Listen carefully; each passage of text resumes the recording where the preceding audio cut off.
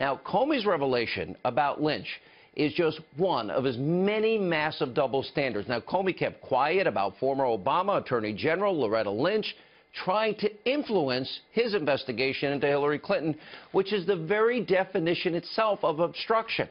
But he's trying to destroy President Trump for allegedly saying, I hope you can let Flynn go. By the way, as was pointed out yesterday, saying, I hope, never led to an indictment on obstruction of justice of anybody.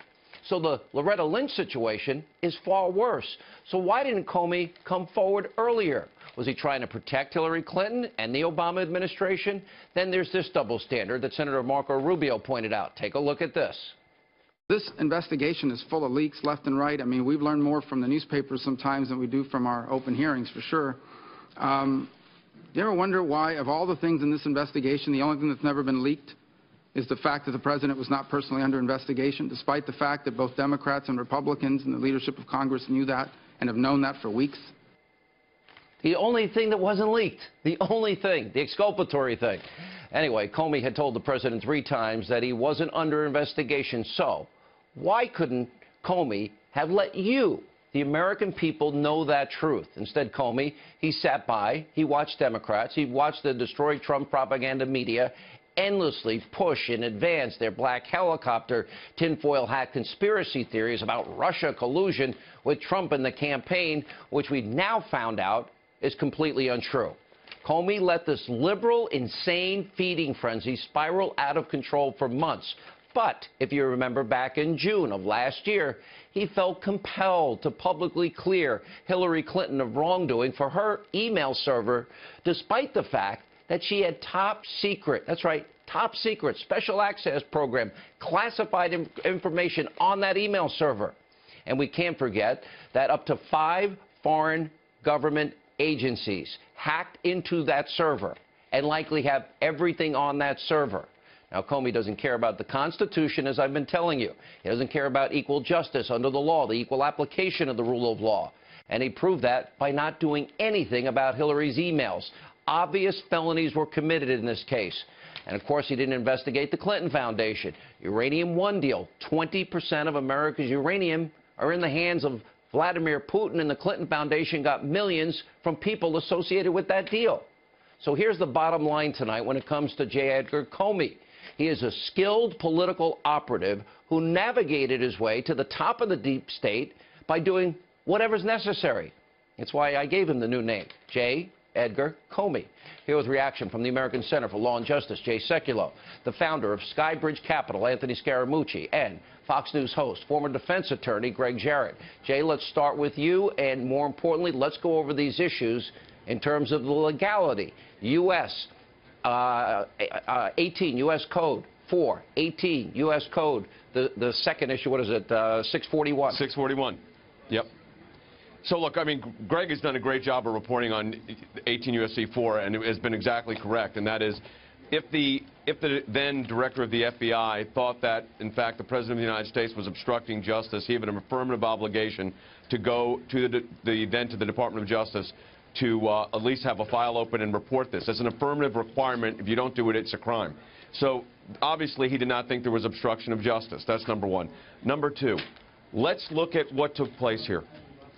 The director of the Federal Bureau of Investigation has a meeting with the President of the United States.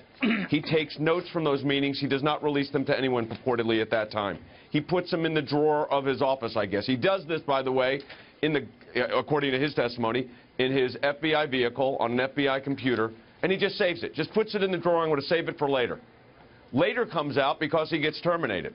And by the way, left and right were calling for his termination. We were for a year. In the middle of the election, what he did was outrageous. But then taking it a step further, he sends the memo to a friend of his, who, by the way, was a consultant to the Department of Justice, to leak it to the New York Times.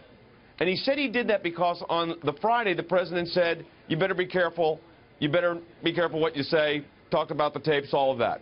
Okay, here's the real issue. The contents of that memo, the substance of it anyways, was already reported in the New York Times the day before the president tweeted anything. And then, Sean, he goes under oath and says, I did this to get a special counsel, which, by the way, is impaneled the next day. So you tell me what this is. Outrageous. This is, no, it's more than outrageous. it's a crime. And if you go to the idea that then he shared this information, could you imagine if an FBI agent did a 302, which is basically the form that evidently no one's seen the memo, but James Comey, the memo of the conversation, and leaked it to the New York Times, what would happen to them? They'd go to jail. You're 100% right. Greg and Jay's right. Both of you, by the way, have done great work here. And Greg, do you agree with Jay's analysis? Is it that serious? And do you think something will happen as it relates to Comey and the law here? Yeah, Comey said these are his personal documents. No, they're not. They're government property. Just read the Federal Records Act and the Record Management Act and the Privacy Act, which is actually published on the FBI website. And you, importantly, Sean, put up on the screen Code 641, which makes it a crime to convert government property and convey it to somebody else. That's punishable by 10 years behind bars. So, I mean, I think Comey is actually looking at serious legal jeopardy here himself. And in addition to that, he signed a non-disclosure agreement that said, I will not disclose records or raw data. Well, he did precisely that. And at the end of the disclosure agreement, it says, if you break this contract, you can be sued for money damages by the government, and surely they should do that. And you can be criminally prosecuted, and that doesn't matter that he's been fired and is no longer the director. Well, 18 U.S. Code 641, 18 U.S. Code 4, Anthony Scaramucci.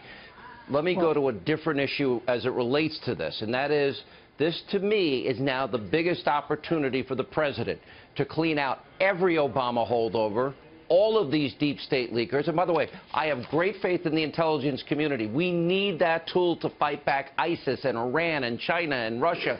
Very key. But for those that have been abusing and using as a political weapon or weaponizing our intelligence gathering, they all have to be weeded out, and they need to be gone sooner than later, and some of them prosecuted. Your thoughts? Well, he certainly has license now to do that. I think that leaking omission was very damaging. But what I'm worried about, Sean, is that when you listen to the testimony, you could clearly see why the president felt himself vindicated by the testimony.